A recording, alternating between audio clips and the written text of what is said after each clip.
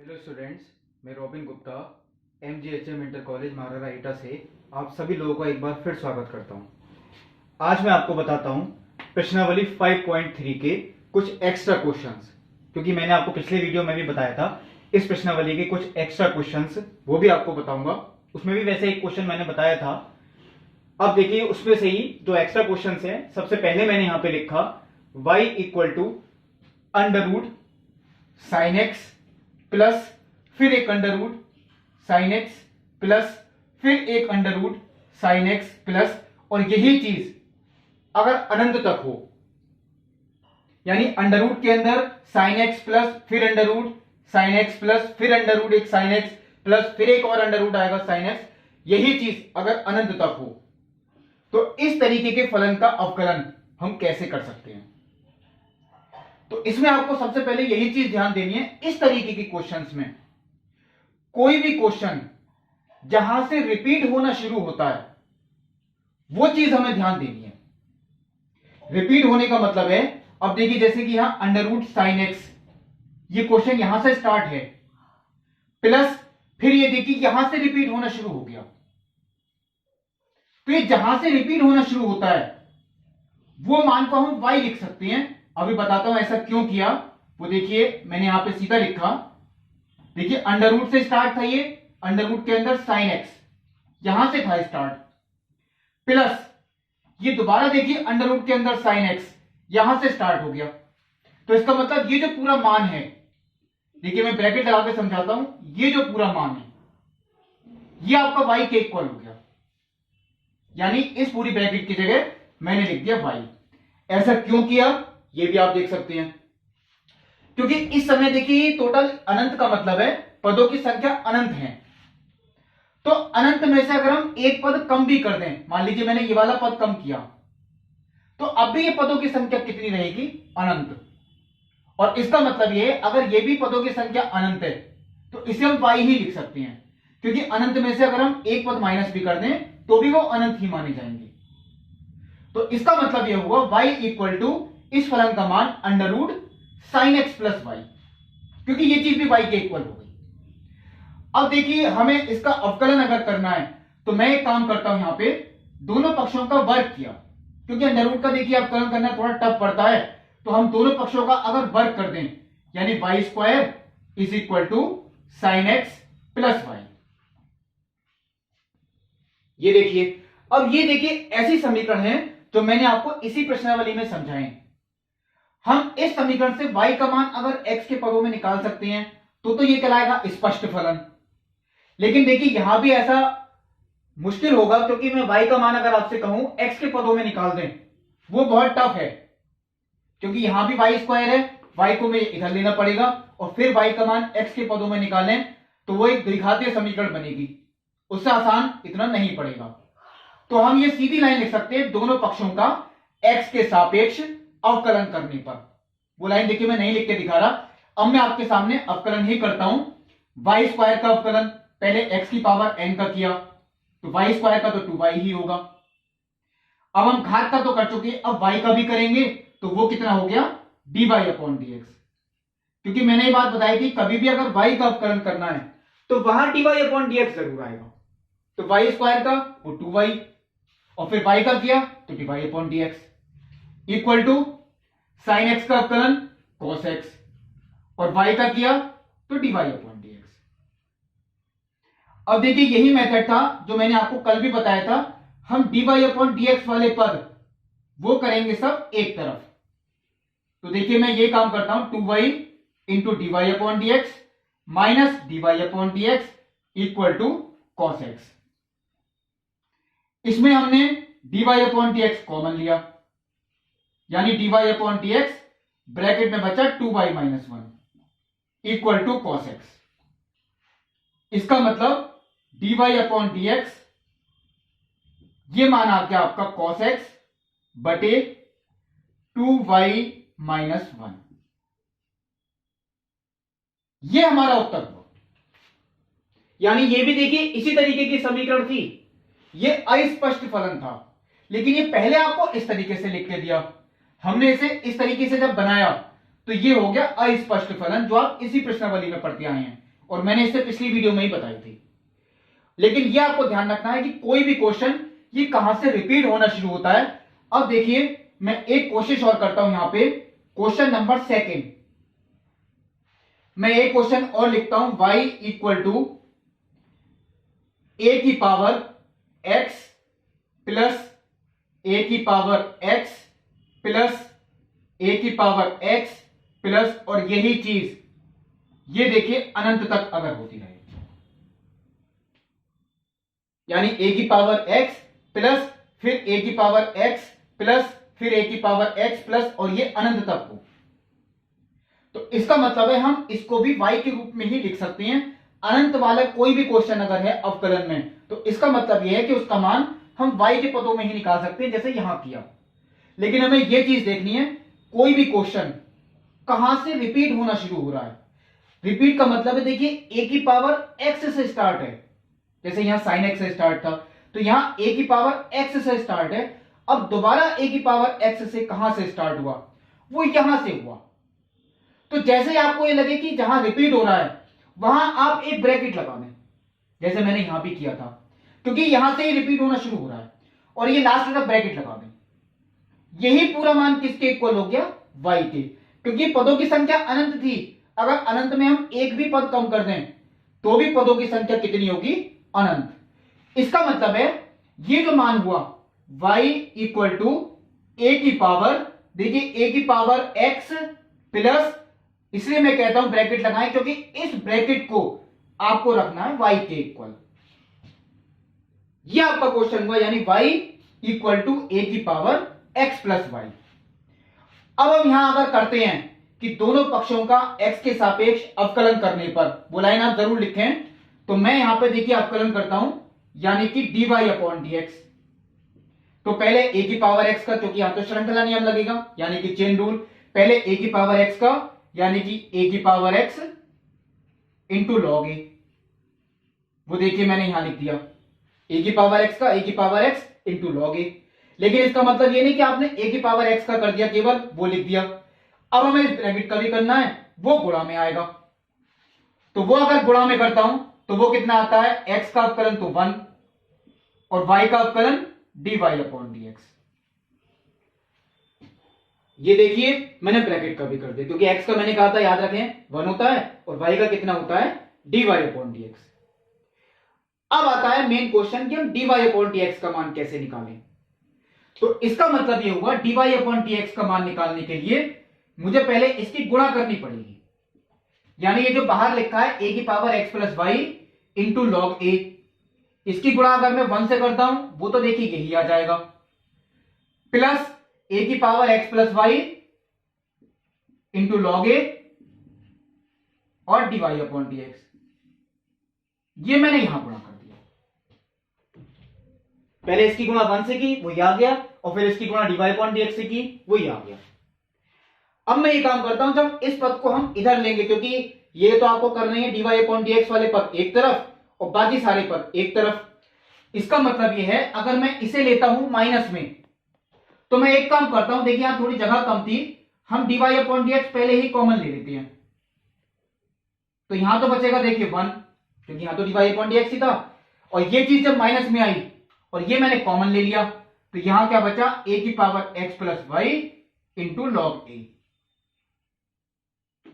Equal to, ये मैंने इधर ही लिखा रहने दिया, a की power x plus y into log a। अब आता है लास्ट में केवल आंसर निकालना, वो शायद आप समझ भी गए होंगे, फिर भी मैं लिख देता हूं, क्योंकि ये ब्रैकेट केवल बटे में जाएगी, तो मैं ये इसके आगे ही लिखता हूं, यानी dy upon dx equal to, देखिए हर बार मैंने यही बताया है, क्योंकि जो भी dy अपॉन dx के साथ लिखा होता है वो बटे में जाता है। इसका मतलब है a की power x plus y into log a बटे 1 माइनस a की power x plus y into log a। यह आपका आंसर। तो ये था देखिए इस तरीके का दूसरा क्वेश्चन, मैंने ये भी बताया आपको, ये भी बताया। अब मैं आपको बताता हूं क्वेश्चन नंबर 3। देखिए मैंने ये लिखा है y equal to cos x plus 1 बटे साइन एक्स प्लस फिर 1 बटे कॉस एक्स प्लस 1 बटे साइन एक्स प्लस, और ये सब अनंत तक। अब हमें ये देखना है, यही क्वेश्चन है अनंत तक, लेकिन ये जहां से रिपीट होना शुरू होगा वहां हम पहले ब्रैकेट लगाएंगे और उस चीज को लिख देंगे y।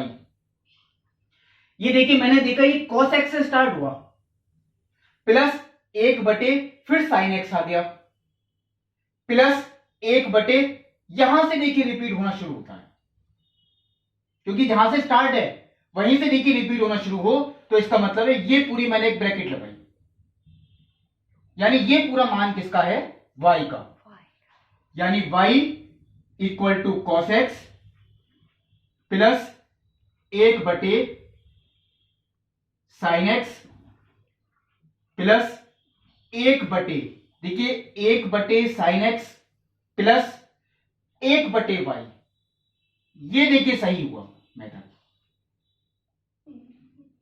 अब मुझे पहले देखिए इसे सही करके लिखना है, तो पहले मैं इसमें एलसीएम ही लेता हूं, यानी y equal to cos x plus 1 बटे, इसमें मैंने एलसीएम अगर लिया तो ये हो गया y साइन एक्स प्लस 1 बटे y। ध्यान से देखिए आप, मैंने इसका एलसीएम लेके लिखा तो एलसीएम कितना आएगा y, तो y sine x plus 1 upon y। लेकिन देखिए मैं एक स्टेप इसी में ही कर देता हूं, क्योंकि बटे में है y, ये ऊपर आ जाएगा, तो मैं एक स्टेप देखिए थोड़ा छोटा करता हूं, ये चीज मैंने यहीं लिख दी y, ये मैंने हटा दिया। अब इस समय बिल्कुल ठीक है, आप लोग सीधा भी लिख सकते हैं, एलसीएम आता वो एलसीएम ऊपर आ गया। अब मैं कहता हूं अगर हम फिर एलसीएम लें, यानी y इक्वल टू, तो एलसीएम देखिए फिर अगर लेते हैं तो ये आता है y साइन एक्स प्लस के 1। और अब मैं एक काम करता हूं, एलसीएम लिया तो एलसीएम की इससे गुणा होती, यानी y into sine x into cos x plus cos x plus y, क्योंकि देखिए एलसीएम लिया, एलसीएम तो यहीं आ गया, कॉस की इससे गुणा हो गई, y sine x cos x plus cos x, और y वो ऐसे ही आएगा क्योंकि एलसीएम पूरा कैंसिल हो गया। अब लास्ट में केवल एक लाइन रहती है, y की अगर मैं गुणा कर दूं तो ये हो गया y square sine x plus y equal to y sine x into cos x plus cos x plus y, क्योंकि इसकी गुणा केवल इधर की है, बाकी इसमें कोई डिफरेंस नहीं था। अब देखिए हमें अगर अवकलन करना है, क्योंकि इसमें ऐसी समीकरण बनती है, हाँ एक देखिए इसमें आसानी हुई, यहां y से y आपका कैंसिल हो गया, ये देखिए एक पद आपका कैंसिल। अब मैं अगर ये बात कहता हूं कि हम इसका अवकलन करें, यानी पहले अगर ये सोचे कि y का मान निकालने, तो यहां से y का मान निकालना तो देखिए बहुत ही मुश्किल है, इसका मतलब है कि मुझे इसका सीधा अवकलन ही करना पड़ेगा। तो चलिए मैं लाइन तो नहीं लिख रहा, दोनों पक्षों का x के सापेक्ष अवकलन करने पर पहले मैं इसका अवकलन करता हूं। ये क्योंकि देखिए y और x के पद गुणा में हैं, तो इसका मतलब इसमें गुणनफल नियम लगेगा। पहले मैंने फर्स्ट को ऐसे ही लिखा, सेकंड का यानी साइन x का अवकलन वो हो गया cos x प्लस, अब मैंने सेकंड को ऐसे ही लिखा, फर्स्ट का अवकलन तो y स्क्वायर का अगर करें तो पहले तो y स्क्वायर का किया, वो कितना आ गया 2y, और फिर y का करेंगे तो वो कितना हो गया dy upon dx equal to, यहां भी आप देखना है। अब आपको देखिए ये चीज शायद पहली बार आपको आई कि तीन तीन पद गुणा में है, इनका अवकलन कैसे करें। दो का गुणा आप सीख चुके हैं, तीन का गुणा अगर आप शायद पहले 11th में कर चुके होंगे तो शायद ध्यान होगा, नहीं तो देखिए एक बार मैं करके दिखाता हूं। इसमें आपको केवल एक पद का अवकलन एक बार में करना है, बाकी दोनों आपको ऐसे ही लिख के छोड़ने हैं। इसका मतलब है देखिए पहली बार में मैंने फर्स्ट का अवकलन किया यानी dy अपॉन dx, तो मैंने सेकंड और थर्ड को ऐसे ही लिख के छोड़ दिया, प्लस अगली बार मैं सेकंड का करूंगा अवकलन, फर्स्ट और थर्ड को मैं ऐसे ही लिख के छोड़ दूंगा। देखिए फर्स्ट को मैं ऐसे ही लिख के छोड़ूंगा, थर्ड को भी मैं ऐसे ही लिख के छोड़ूंगा। सेकंड का अवकलन करेंगे तो साइन एक्स का कितना हो गया कॉस एक्स। पहली बार फर्स्ट का अवकलन किया, सेकंड थर्ड को ऐसे ही छोड़ा, फिर सेकंड का अवकलन किया, फर्स्ट और थर्ड को छोड़ दिया। अब आप लोग शायद समझ गए होंगे, अब की बार मुझे थर्ड का अवकलन करना है। फर्स्ट और सेकंड को ऐसे ही लिख के छोड़ना है, यानी y into sine x cos x का अवकलन किया माइनस की साइन एक्स।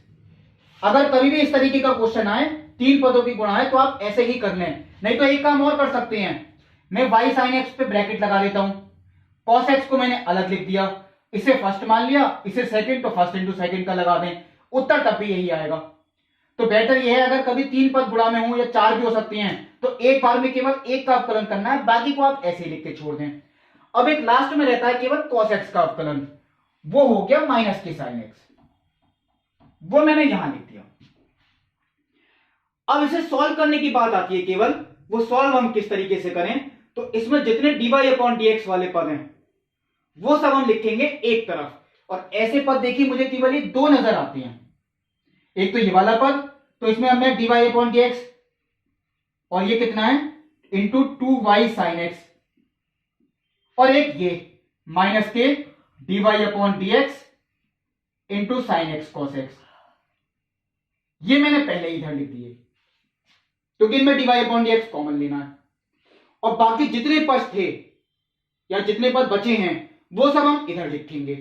तो वो कौन कौन से हैं देखिए, एक तो है ये y cos स्क्वायर एक्स, ये तो पहले से ही इधर लिखा था, ये हो गया माइनस के y साइन स्क्वायर एक्स, ये है माइनस के साइन एक्स, और एक ये वाला पद माइनस के y स्क्वायर cos एक्स,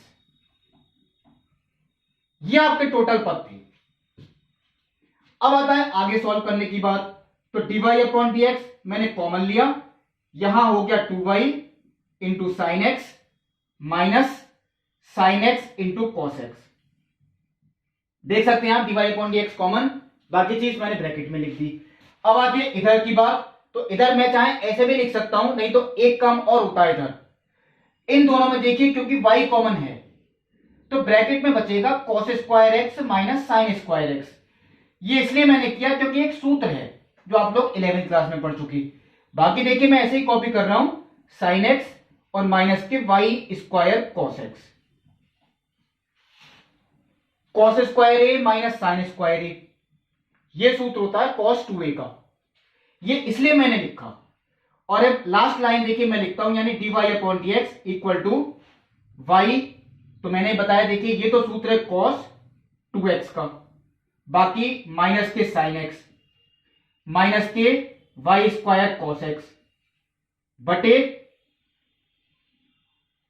ये चीज ब्रैकेट में आ गई यानी बटे में। इसमें भी एक काम मैं कर सकता हूं क्योंकि इसमें साइन एक्स कॉमन है, तो मैंने साइन एक्स कॉमन ले लिया, तो ब्रैकेट में बचा 2y माइनस के cos x। ये आपका इस क्वेश्चन का उत्तर हुआ, यानी dy अपॉन dx का मान। तो मेन चीज इसमें ये सीखनी थी, जहां से क्वेश्चन रिपीट होना स्टार्ट होता है वो चीज पे पहले आप ब्रैकेट लगाना है, उस चीज को y लिख दें, फिर आप इसे सरल करें समीकरण को, तो ये हो जाता है आपका एक अस्पष्ट फलन। फिर इसका अवकलन कर दें, बाकी मेथड वही कि dy अपॉन dx वाले पद एक तरफ और बाकी सारे पद एक तरफ। तो ये कुछ एक्स्ट्रा क्वेश्चंस थे जो 5.3 के थे, जो मैंने आपको इस वीडियो में बताए। अब 5.3 के ही कुछ और क्वेश्चंस जो एक्सरसाइज में बचे, यानी कि इनवर्स वाले, वो मैं आपको अगले वीडियो में बताऊंगा। तब तक के लिए नमस्कार।